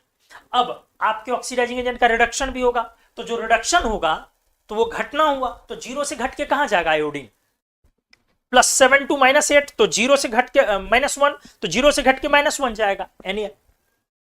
लेकिन अगर वहीं पे आपका एग्जाम्पल में ये रह गया Na2H2O3 प्लस क्लोरीन, अगर ये आ गया तो उस समय में प्रोडक्ट क्या होगा, जरा सोचें। उस समय में सल्फेट प्लस सल्फर बनेगा, मतलब Na2SO4, हालांकि अगर वाटर लिख दिया जाए तो NaHSO4 लिख दिया जाता है, प्लस सल्फर, ठीक है, और प्लस हाइड्रोजन से हाइड्रोजन तो हमने दिया नहीं, और हाँ फिर क्लोरीन का NaCl। हालांकि इसमें भी दो बातें होती है, जिस समय में क्लोरीन एक्सेस है और क्लोरीन एक्सेस नहीं है, बट अभी मैं उस पर नहीं जा रहा हूं, वो जेई एडवांस्ड का एरिया है प्योर, कि एक सिचुएशन क्लोरीन जब एक्सेस है कब सल्फेट बनता है और कब बाइसल्फेट, उसको फिर डिफरेंशिएट करना हमारे सिलेबस में, बट वो सिर्फ और सिर्फ जेई एडवांस्ड। जेई मेन और नीट में सिंपली आप ये देखेंगे, अगर आपको ऑप्शन सल्फेट देगा तो अपने आप बाइसल्फेट नहीं देगा, और बाइसल्फेट देगा तो सल्फेट नहीं देगा, बट ये दोनों प्रोडक्ट जो है वो अलग अलग सिचुएशन में आता है, ठीक है। तो वो सिचुएशन अभी डिस्कस नहीं करने का, वो जेई एडवांस्ड का क्वालिटेटिव एनालिसिस का एरिया, तो अभी अपने आप को कंफ्यूजन में नहीं लाना है। अभी ये हमारा एक बहुत इंपॉर्टेंट पेज है जिसमें हम लोगों ने आपको क्या सिखाया, थायोसल्फेट का जब ऑक्सीडेशन होगा तो प्रोडक्ट क्या आएगा, ये इस पर डिपेंड करेगा कि आपके सामने ऑक्सीडाइजिंग एजेंट कैसा है। अगर आपके सामने वीक ऑक्सीडाइजिंग एजेंट है तो आपका जो प्रोडक्ट होगा वो होगा टेट्राथायोनेट S4O6 डबल माइनस और iron 3 plus copper 2 plus iodine, 3 ही सिलेबस में, और भी होता बट हमारे सिलेबस में 3 है। अगर आपके सामने स्ट्रॉन्ग ऑक्सीडाइजिंग एजेंट है, KMnO4 acid medium, K2Cr2O7 acid medium, chlorine, bromine, peroxide, ये सब अगर स्ट्रॉन्ग ऑक्सीडाइजिंग एजेंट है आपके पास, तो आपका प्रोडक्ट होगा सल्फेट प्लस सल्फर। कभी कभी सल्फेट की जगह बाइसल्फेट भी होता, प्लस सल्फर, एलिमेंटल सल्फर। उम्मीद है मेरी बातें बहुत सटीक तरीके से आपके दिल तक पहुंची होगी, पहुंचना बेहद जरूरी है क्योंकि बहुत फ्रीक्वेंट बेसिस पर यह क्वेश्चन आता। एक समय तो जेई एडवांस ने झड़ी लगा दी थी, फिर उसके बाद दूसरे कॉम्पिटिशंस ने पूछने स्टार्ट कर दिए। पहली बार जेई एडवांस ने एग्जैक्टली मेरे को याद है 2008 में एग्जैक्टली पहली बार पूछा था Na2H2O3 प्लस क्लोरीन का रिएक्शन, फर्स्ट टाइम। तो वो बड़ा यूनिक था, 8 में था नहीं, उससे पहले था 7, सॉरी 7, हाँ 7 में, तो वो पहले दफा वहां पे पूछा गया था 7-8 में क्लोरीन का रिएक्शन, अदरवाइज उससे पहले सिर्फ आयोडीन का आता था। अब उसके बाद तो सारे एग्जाम्स पूछने लगे धीरे धीरे करके, लेकिन अभी भी सल्फेट बाइसल्फेट में एक कॉन्सेप्ट है जो बात, आईआईटी ने 2 दफे पूछा, एक KMnO4 एसिड मीडियम में और एक दफे KMnO4 base medium, alkaline medium, आपके एनसीईआरटी में दोनों मेंशन कर रखा है। तो जेई एडवांस के लिए कुछ बचा के रखा जाए, एक ही साथ सारी चीजों को डिस्कस ना किया जाए। खुद जेई एडवांस ने पूछा, आईआईटी ने पूछा ये चीज, KMnO4 एल्कलाइन मीडियम में क्या होगा, वो सब्जेक्टिव में क्वेश्चन था, मैं बाद में करवाऊंगा। अभी एक जनरल व्यू लेना है। General view is what, oxidation of thiosulfate. Since thiosulfate is a strong reducing agent, it can be oxidized. और जो products of oxidation of thiosulfate है, that depends upon nature of, strength of oxidizing agent. उनकी oxidizing ability पर depend करता। यदि हमारा oxidizing agent strong है, तो our product will be sulphate bisulphate, sulphate और बाइसल्फेट प्लस एलिमेंटल सल्फर। और अगर आपका ऑक्सीडाइजिंग एजेंट वीक है, माइल्ड स्ट्रेंथ का है, तो our product will be tetrathionate S4O6 double minus. उम्मीद है मेरी बातें आपको समझ में आई होंगी, हमने एग्जाम्पल से भी किया और ये बहुत इंपॉर्टेंट है। तो चलिए, ये थायोसल्फेट की कहानी के बारे में बहुत सारी चीजें डिस्कस हुई। आपको ये तो समझ में आ गया होगा कि थायोसल्फ्यूरिक एसिड भैया और एसिड के तरह नहीं है, इसके बनने का प्रोसेस, अलग है, ये पानी में एग्जिस्ट नहीं करता है, आप इसको किसी बेस के साथ रिएक्शन नहीं करा सकते, आप इसको रूम टेम्परेचर पर लाएंगे उससे बहुत पहले ये नेगेटिव टेम्परेचर में डिकम्पोज हो जाएगा और बहुत सारे प्रोडक्ट्स देगा। लेकिन बनने के टाइम में H2S और SO3 -2 और +6 वाला प्रोडक्ट कंबाइन होगा और -78 डिग्री सेंटीग्रेड पे ईथर सॉल्वेंट में तैयार होगा। तो चलो आ जाओ, 6 नंबर हमने H2S2O3 लिखा। अब 7 पे आते हैं हम लोग।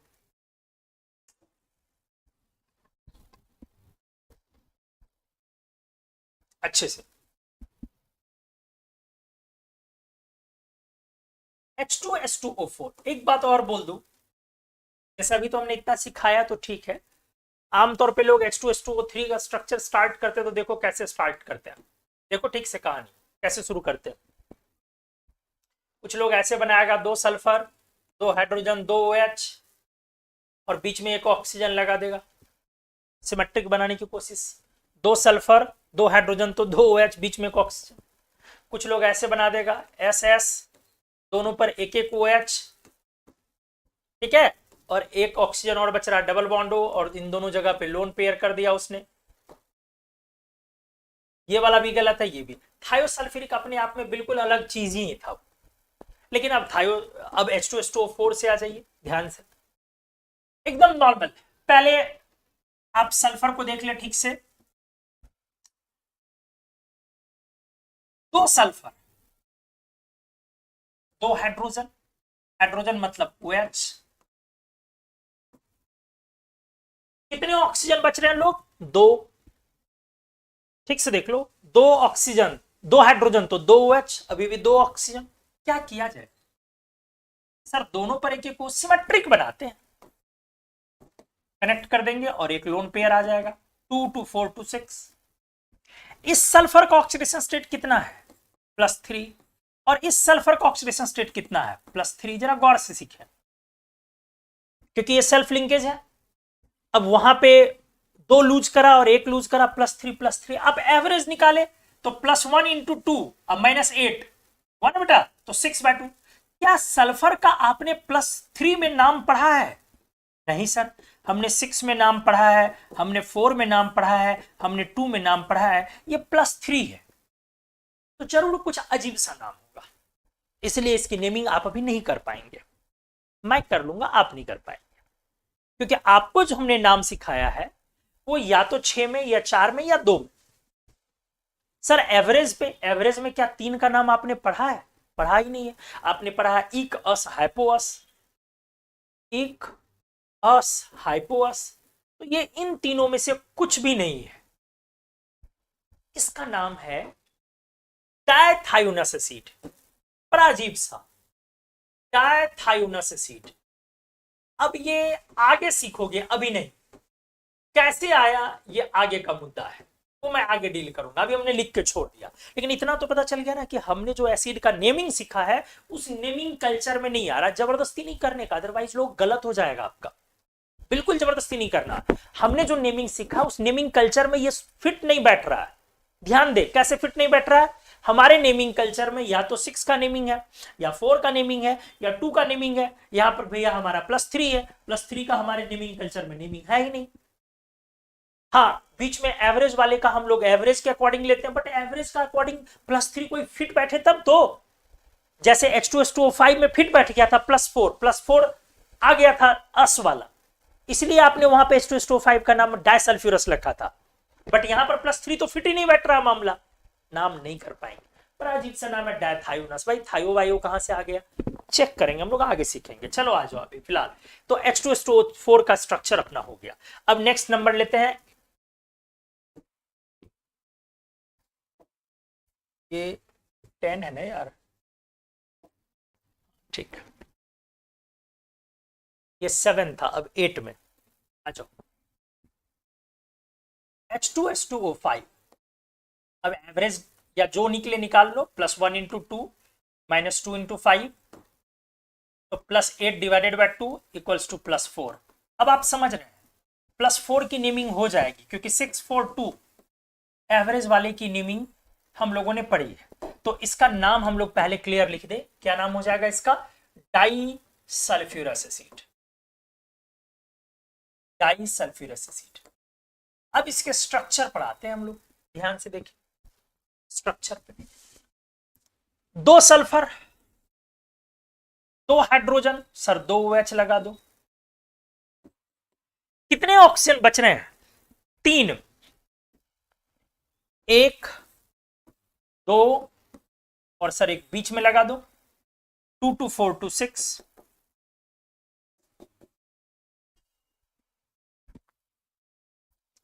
सर अगर ऑक्सीडेशन स्टेट वाइज चेक करूं तो 1 2 3 4, सर +4 आ रहा है, और +4 हमने एवरेज निकाला भी है सर। उससे मतलब नहीं है, ये गलत है, ये नहीं होता। ये बहुत इंपॉर्टेंट है और मोस्ट प्रोबेबल है, मोस्ट प्रोबेबल है आपके कंपटीशन के लिए। आ भी चुका है 2012 में, सॉरी 12 कह रहा हूं, 17 में आ भी चुका है। मोस्ट प्रोबेबल है H2SO5। अब ये इसका स्ट्रक्चर क्या होता है? एक्चुअली ये जैसा होना चाहिए वैसा नहीं होता, थोड़ा अलग तरीके का है। इसमें सल्फर, सल्फर, 2 हाइड्रोजन, 2 OH, बीच में O नहीं होता है। समझ में आया ये कहानी? बीच में O नहीं होता है, बीच में O नहीं होता, इसका ये स्ट्रक्चर होता है। हालांकि हमारे सिलेबस में तो नहीं पढ़ना है, बट हायर लेवल पे जाके पढ़ना है कि टेम्परेचर चेंज होने पर इसका स्ट्रक्चर चेंज होता है। बट हमारे एनसीईआरटी ने एक स्ट्रक्चर मेंशन करा है और हमें उस स्ट्रक्चर पर ही काम करना होगा, ठीक है, क्योंकि अपने सिलेबस के अकॉर्डिंग हमें बातें करनी होगी। तो आ जाओ, अब इस ऑक्सीडेशन स्टेट को जरा चेक करो, ये कितना है? sp3 1 2 3 4, sp3 1 2 3 4, इसलिए हाइब्रिडेशन डिफरेंट नहीं। अब आ जाओ, ये वाला 2 उधर लूज कर रहा है, 1 इधर, 2 इधर और एक सेल्फ लिंकेज है। कितना आ गया बेटा? 2 2 4 1 5। और ये वाला चेक करो कितना आ जाएगा? 2 ऊपर लूज कर रहा है और 1 इधर, ये सेल्फ लिंकेज है। आपको समझ में आ गया होगा। एवरेज ऑक्सीडेशन स्टेट +4 है। इसको आप ऐसे समझे, जितने भी एसिड के स्ट्रक्चर्स आपने ड्रॉ करे या करेंगे आगे, उनमें एक सिंगल एसिड ही ऐसा है जो सबसे ज्यादा आपको परेशान करेगा, और वो यही है। इसके अलावा कोई दूसरा परेशान नहीं करेगा। थायोसल्फ्यूरिक एसिड H2SO3 परेशान नहीं करता हमें, क्योंकि हमें उसका नाम खुद पता होता है कि वो थायोसल्फ्यूरिक है। तो थायो लगा हुआ, उस अकॉर्डिंग अपन स्ट्रक्चर ड्रॉ कर लेते हैं। ये एक सिंगल है जो आपको परेशान करेगा, जो देखने से लगता है एकदम सिमेट्रिक स्ट्रक्चर इसका बन सकता है, बट ये स्ट्रक्चर इसका एग्जिस्ट नहीं करता। स्ट्रक्चर इसका ये एग्जिस्ट करता है, ये इस फॉर्म में होता है। इसका भी लॉजिक है, बॉन्ड एनर्जी लॉजिक है, बट हम लोग ना अप्रोच करें, उस पर समय ना खपाएं तो बेहतर है। हर चीज को इलैबोरेट करो, हर चीज को इलैबोरेट करो तो काफी लंबी हो जाएगी चीज। तो H2SO5 जो डाइसल्फ्यूरस है, वो एक एवरेज नेमिंग पर लिखा हुआ है, न 5 पर लिखा हुआ, न 3 पर, क्योंकि सल्फर का तो 5 पे एसिड का नाम होता भी नहीं है और न 3 पे नेमिंग होता है, इसीलिए इसके एवरेज पे नेमिंग लिखा है। लेकिन जो ठीक पीछे वाला आपने पढ़ा है, इसका +3 आ रहा है और 3 पर नेमिंग नहीं होता, इसलिए इसका नाम कुछ और ही नाम बना दिया गया। लेकिन इसके एवरेज में बीच वाले ऑक्सीडेशन स्टेट पर नेमिंग होती है, इसीलिए +4 पर नेमिंग हो गई अस, और अस में 2 तो डाइसल्फ्यूरस। हाँ, अलग बात है कि इसका नाम पायरोसल्फ्यूरस भी है, वो कैसे मैं आगे सिखाऊंगा। मैंने बोला कि पायरो वाली चीजें मैं आगे सिखाऊंगा, पायरोसल्फ्यूरस एसिड आपके सिलेबस में है, वो मैं आगे सिखाऊंगा। तो H2SO5, नेक्स्ट एसिड लेता हूं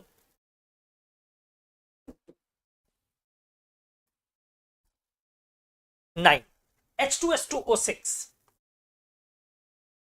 अच्छे से सीख लें, बढ़िया से, H2SO6। अब आप एक बार फिर से पहले ऑक्सीडेशन स्टेट चेक कर लें, क्योंकि नेमिंग की बारी है। +1 × 2 -2 × 6, तो कितना आ गया लोग? 12 2 10 ना, तो +10 / 2 = +5। न 6 है, न 4 है, न 2 है, 5 का तो नाम एक बार फिर से आप नहीं लिख पाएंगे। तो इसका नाम जाने, बिल्कुल अलग तरह का होगा, क्योंकि 5 की नेमिंग आपको करनी नहीं, या तो 2 की, या 4 की, या 6 की, तो नेमिंग बिल्कुल अलग है। तो इसका नाम क्या है? इसका नाम है डायथायोनिक एसिड, बिल्कुल अलग। अब ये क्या हो गया सर? डायथायोनिक एसिड। स्ट्रक्चर ड्रॉ करें पहले। अजय, हमने बोला स्ट्रक्चर में सिर्फ आपको एक परेशान करेगा, और वो कौन था? H2S2O5, वो याद रखने का। अब स्ट्रक्चर ड्रॉ करें। 2 सल्फर, सिमेट्रिक बनाने की कोशिश करें। OH। अब 6 ऑक्सीजन में 2 आपने इस्तेमाल कर लिया, बचा 4। सिमेट्रिक बना है, 1 2 3 4, कनेक्ट कर दे। अब सल्फर की हाइब्रिडाइजेशन देख ले। 1 2 3 4 sp3, 1 2 3 4 sp3। सल्फर कितना हो जाएगा? एक इधर लूज करा, 2 उधर 2 इधर, और बीच में सेल्फ लिंकेज है, तो +5 ना, और यहां भी +5, इसलिए मामला कोई गड़बड़ नहीं है। आ भी रहा था एवरेज +5 और है भी +5। तो अब इसका नाम क्या है? नाम है डायथायोनिक एसिड। आया कहां से? तो आप नोट में जाने, हमें पढ़ना होता है पॉलीथायोनिक एसिड। क्या है? पॉलीथायोनिक एसिड। ये सल्फर का एसिड है, H2SNO6। H2SNO6, Sn is not tin. Sn में N जो आपका सबस्क्रिप्ट है, ये क्या है? What is this N here? N is here number of sulphur atoms. तो H2SNO6, कहानी ये है, यहां पर N की वैल्यू 2 से बड़ी होनी चाहिए, और 2 से बड़ी होनी चाहिए। और हालांकि आप अगर बहुत हायर लेवल पे जाएंगे तो 22 तक जा सकते हैं, बट चलिए यार, हम लोग सिर्फ 2 से बड़ी कर देते हैं। वैसे हम लोगों के सिलेबस में कुछ बहुत ज्यादा बातें नहीं करी हुई है, हम लोग 2 से 11 पढ़ाते हैं, मतलब 2 से अबव और 11 तक स्टेबल के लिए। वैसे अनस्टेबल बनाएंगे तो 22 तक चली जाती है, तो ध्यान नहीं देना। आपको सिंपली हमने बोला 2 से अबव जाना है। तो अगर आप n का मान 1 लेते हैं, मान लो n का मान 1 लिया, तो H2SO6 हो गया। अगर आपने n का मान 2 लिया तो H2S2O6 हो गया। n का मान अगर आपने 3 ले लिया तो H2S3O6 हो गया। अगर आपने n का मान 4 ले लिया तो H2S4O6 हो गया। अगर आपने n का मान 5 ले लिया तो H2S5O6 हो गया ना बेटा। नीचे नहीं जाते हमारे सिलेबस में 4 तक इस्तेमाल, लेकिन हमने बोला 2 से अब लेने, बट आपने ये भी ले लिया, 1 और 2 भी ले लिया। तो एक्चुअली ये दोनों आपने ले तो लिया, लेकिन they are not true thionic acids. Clear हो गया? ये दोनों ट्रू थायोनिक एसिड, हाँ, थायोनिक एसिड्स नहीं है। कौन कौन? 1 और 2 वाले, बस उनके नाम में है, they are not true thionic acids.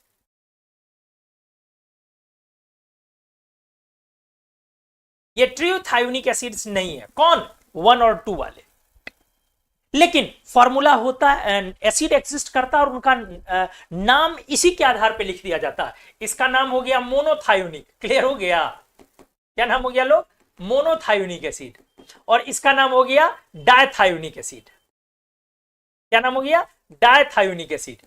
इसीलिए हमने H2SO6 का नाम कर दिया डायथायोनिक, लेकिन वो थायोनिक नहीं हुआ। लोग गलत पढ़ाते हैं, लोग ऐसे इलैबोरेट नहीं करते, नहीं समझा पाते। क्या हमने क्लियर कट बोला? क्या क्लियर कट मैसेज है? थायोनिक एसिड H2SNO6 में N की वैल्यू 2 से ज्यादा होनी चाहिए, 2 के बराबर भी नहीं होनी चाहिए। तो ना वो थायोनिक है, ना ये थायोनिक है, नीचे वाला थायोनिक है। और मैं इसको दूसरे तरीके से भी एक्सप्लेन करूंगा। फिलहाल नाम सबका आएगा। जैसे इसका नाम क्या हो जाएगा सर? ट्राइथायोनिक। इसका नाम क्या हो जाएगा? टेट्राथायोनिक। यहीं से आपने टेट्राथायोनेट पढ़ा था अभी।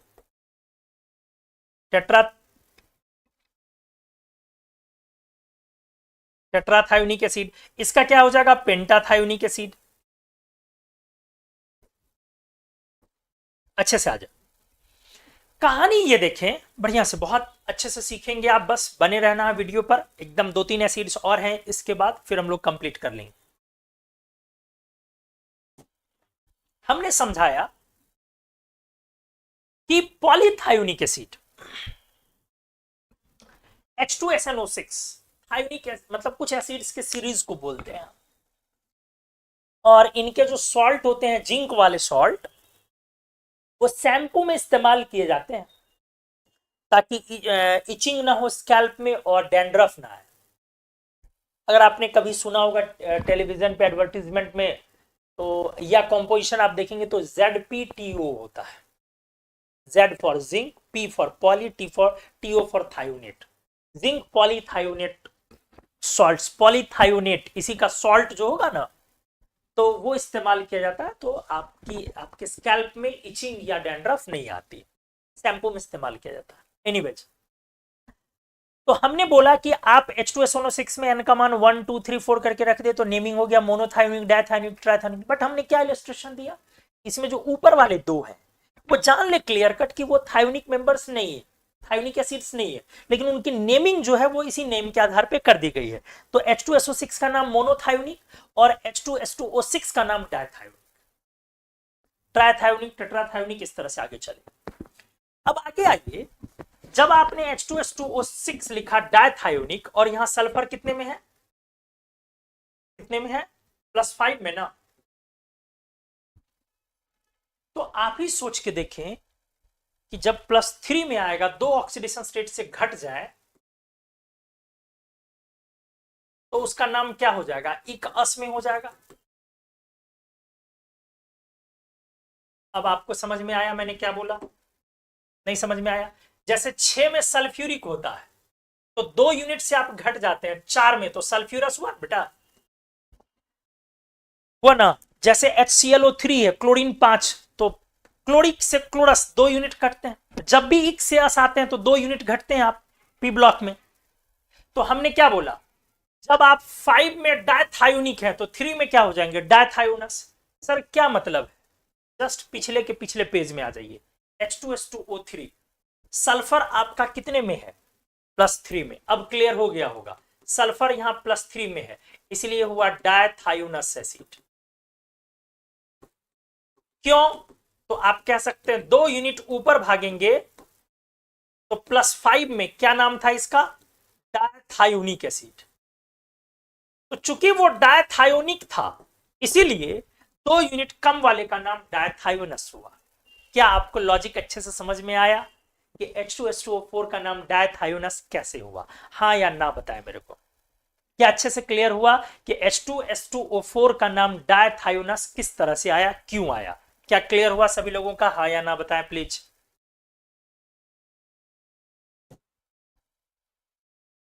H2S2O4 का नाम H2S2O4 का नाम डायथायोनस कैसे हुआ? क्या क्लियर हुआ सभी का? प्लीज बताएं एक बार।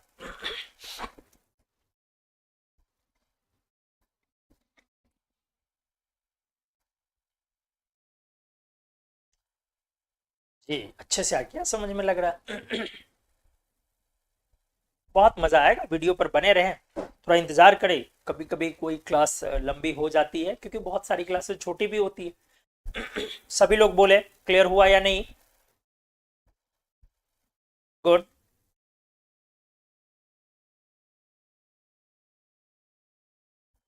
हमने पूछा कि H2S2O4 का नाम डायथायोनस कैसे हुआ, क्या ये आपका मसला क्लियर हुआ या नहीं?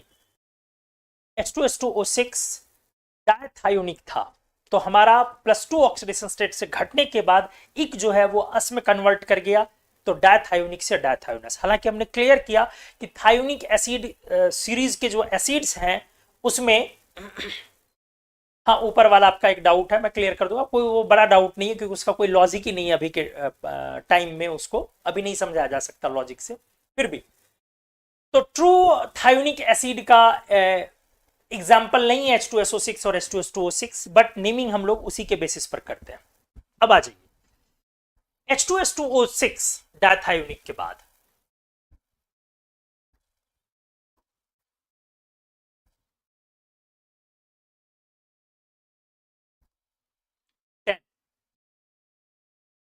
H2S3O6। अब तो क्लियर हो गया, इसका नाम क्या हो जाएगा, बिना कुछ किए ट्राइथायोनिक एसिड। क्लियर हो गया। 11 H2SO4 S4O6 क्या नाम हो जाएगा, टेट्राथायोनिक एसिड। देखते जाए प्लीज अच्छे से। अब इन दोनों एसिड के स्ट्रक्चर्स को भी बनाना है हमें। ये देखिए H2S3O6 कैसे बनाएंगे। 3 सल्फर हमने रख दिया, 2 हाइड्रोजन आराम से दोनों टर्मिनल पे, 2 OH, 6 ऑक्सीजन अपने पास, बीच में एक सल्फर ऐड हो जाएगा। बहुत आराम से बना, 3 सल्फर 2 OH। H2S4O6 बनाना है आपको, 4 सल्फर, 2 हाइड्रोजन का 2 OH हमने लगा दिया और 4 ऑक्सीजन, एकदम सिमेट्रिक। ये देख लो, आपको चीजें समझ में आ रही होंगी। कहने का क्या मतलब है, जब आप इस तरह से आगे बढ़ते जाएं बढ़ते जाएं बढ़ते जाएं, तो जो पॉलीथायोनिक एसिड बनेगा उसका स्ट्रक्चर कैसे होगा, जरा गौर करें। पॉलीथायोनिक एसिड H2SNO6 कैसे होगा, ढेर सारे सल्फर चेन में, ढेर सारे सल्फर, और बीच में कितने सल्फर, N-2। क्लियर है, बीच में कितने सल्फर, N-2, 4 में बीच में 2, 3 में बीच में 1, तो N सल्फर में बीच में कितने, N-2, क्योंकि दोनों तरफ एक एक लगेगा तो N-2। अब दोनों टर्मिनल पर एक एक OH, और यहीं पर डबल बॉन्ड हो, डबल बॉन्ड हो, डबल बॉन्ड हो, डबल बॉन्ड हो।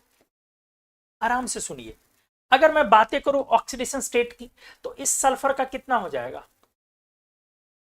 सेल्फ लिंकेज, तो +5, 0, +5, समझ रहे हो आप, +5, 0, 0, +5।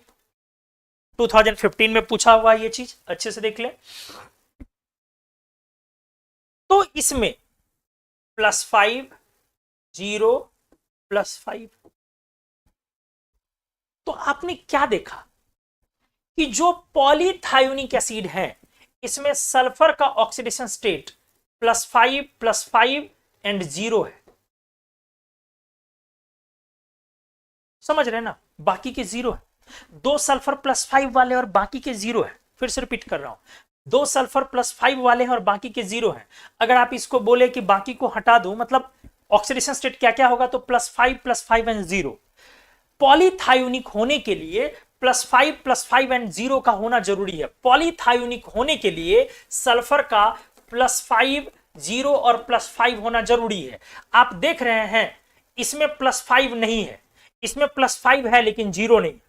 आपने क्या देखा यहां पे, प्लस क्या क्या है, +5 और +5, 0 नहीं है। तो चूंकि इन दोनों में 0 नहीं है और प्लस इसमें तो +5 भी नहीं है, इस वजह से आप इन दोनों को थायोनिक एसिड्स बोल ही नहीं सकते। क्लियर है,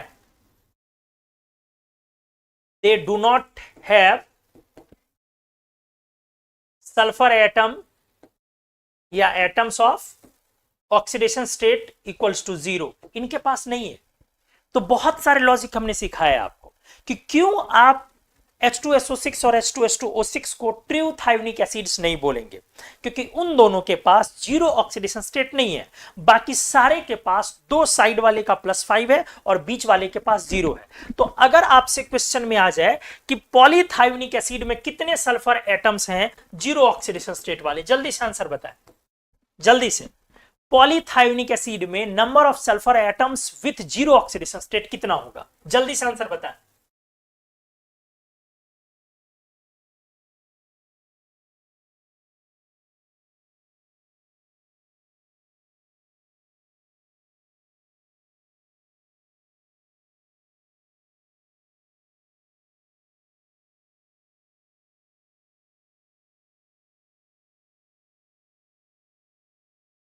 जल्दी से आंसर बताएं।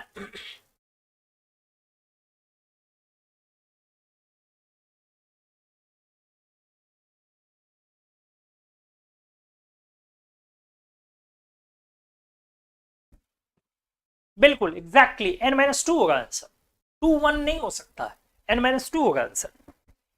क्योंकि पॉलीथायोनिक आपने लिखा तो N की वैल्यू तो फिक्स है नहीं, H2SNO6 हो गया, तो बीच में कितने होंगे, तो N-2 वाले होंगे। एग्जैक्टली सही है आप लोग। N-2 सल्फर एटम्स होंगे जिनका ऑक्सीडेशन स्टेट 0 होगा। अब आपको मैंने बोला, अब आप याद करें, अभी थोड़ी देर पहले आपने पढ़ा Na2S2O3 का ऑक्सीडेशन, ये रिड्यूसिंग एजेंट था स्ट्रॉन्ग। अभी आपने थोड़ी देर पहले पढ़ा कि अगर इसको वीक ऑक्सीडाइजिंग एजेंट मैं दे दूं, आयोडीन दे दूं, आयरन 3+ दे दूं, कॉपर 2+ जैसा वीक ऑक्सीडाइजिंग एजेंट दे दूं, तो आपने पढ़ा कि ये तब उस केस में टेट्राथायोनेट बनता है। अब ये देख लो ये कहां से आ गया, थायोनिक एसिड का ही तो एनायन है टेट्राथायोनेट, अभी आपने थोड़ी देर पहले पढ़ा था। तो अब देख लो, अब क्रॉस चेक कर लो ये कहां से आया, कहां से आया टेट्राथायोनेट। आईआईटी वालों ने 2015 में पूछा था चारों सल्फर एटम का ऑक्सीडेशन स्टेट, तो कहां से आया टेट्राथायोनेट, ये आया है टेट्राथायोनिक एसिड से। देख लो H2S4O6 से, यहां से दोनों हाइड्रोजन हटा लो तो S4O6 पर डबल माइनस, ये टेट्राथायोनिक है तो इक एसिड से 8 रेडिकल बनाते हैं ना, पर क्लोरिक से पर क्लोरेट, क्लोरिक से क्लोरेट, और अस एसिड से आइट रेडिकल बनाते हैं, ठीक है, क्लोरस से क्लोराइट, हाइपोक्लोरस से हाइपोक्लोराइट। तो इक एसिड से चूंकि 8 रेडिकल बनता है H+ हटाने के बाद, इसीलिए टेट्राथायोनेट का फॉर्मूला S4O6 डबल माइनस। तो अगर इसमें कंपटीशन ने पूछा कि भैया सल्फर का ऑक्सीडेशन स्टेट क्या है, तो आप बोलेंगे +5 0 0 +5। उम्मीद है मेरी बातें बहुत अच्छे से आपको समझ में आई होंगी, उम्मीद है मेरी बातें बहुत अच्छे से आपको समझ में आई होंगी कि ये कैसे हुआ।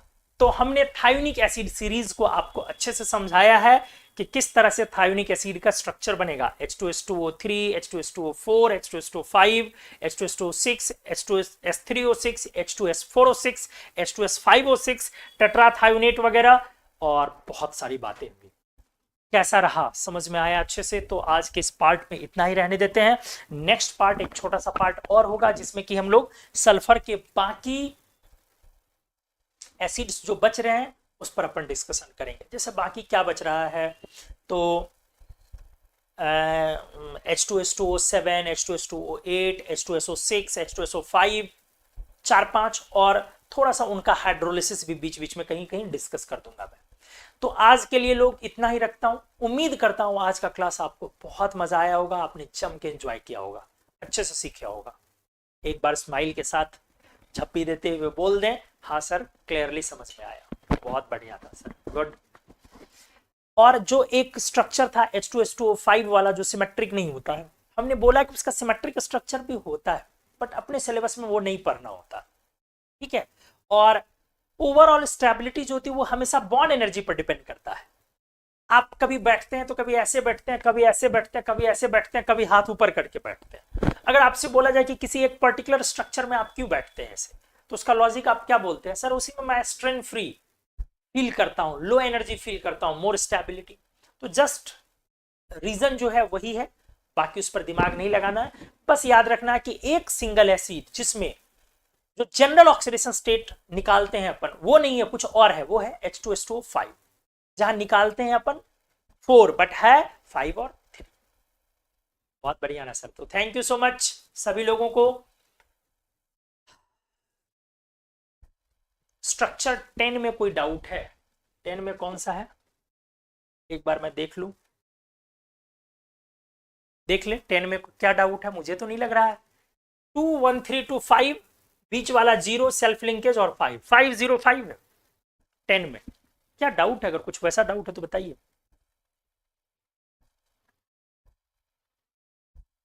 और आप लोगों को अच्छा लगा, चलिए बहुत अच्छी बात है। सल्फर का एक छोटा सा सेशन और बन जाएगा। क्या डाउट है, अब क्लियर हो गया? 10 में आपने पूछा है ट्राइथायोनिक एसिड में 505। सारे स्ट्रक्चर को आपको खुद से एक बार फिर से ट्राई करने, सारे स्ट्रक्चर खुद से एक बार बना ले, तब आपको याद हो जाएगा वो। और ऑक्सीडेशन स्टेट भी मेंशन करें, नेमिंग, ऑक्सीडेशन स्टेट और स्ट्रक्चर, तीनों चीज आप प्रैक्टिस कर ले।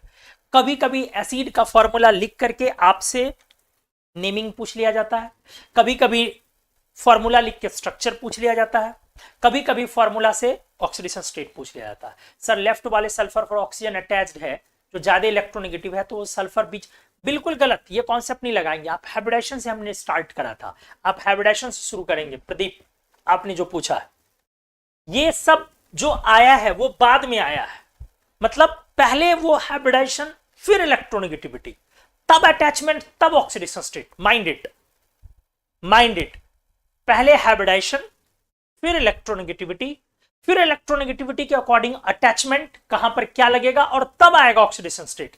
ऐसा नहीं कि पहले ऑक्सीडेशन स्टेट, पहले ऑक्सीडेशन स्टेट कैसे आएगा, स्ट्रक्चर बनने के बाद आएगा ना, और स्ट्रक्चर बनने के का ही तो सवाल है।